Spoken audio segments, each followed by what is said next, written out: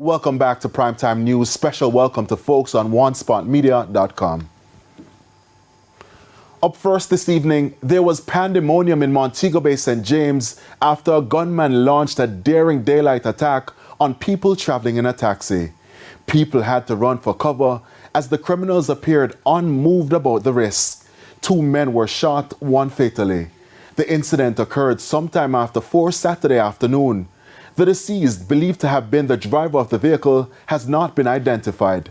The other man was rushed to hospital.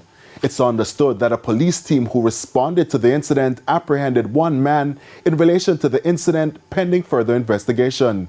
This shooting comes despite a state of emergency being in effect for the parish of St. James.